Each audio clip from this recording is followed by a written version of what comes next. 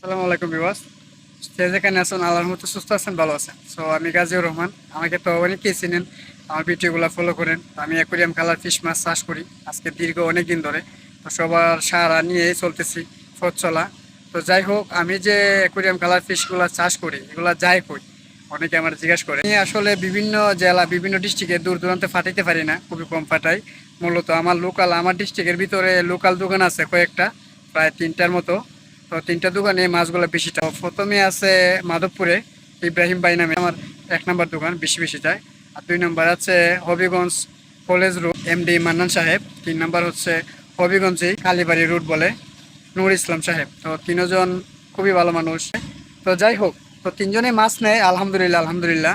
অন্যান্য খামারিরা ভালো পর্যায়ে গেছে, ভালো কিছু পাইতেছে। আর আমি এইভাবেই চলতেছে আলহামদুলিল্লাহ, লাখ লাখ শুক্রিয়া।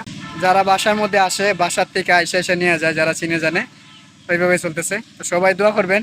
আর ইনশাল্লাহ নেক্সট কোনো ভিডিওতে আমি দেখাবো, 3টা দোকানে ভিজিট করে দেখাবো।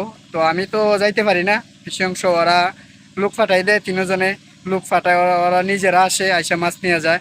অথবা আমি লোকাল বাস আছে, লোকাল বাসের মধ্যে মাছ ফাটাই দেই, ওনারা রিসিভ করে ফেলায়। তো আমার কোনো দরকার প্রয়োজন হলে আমি যাই, যাওয়া লাগে।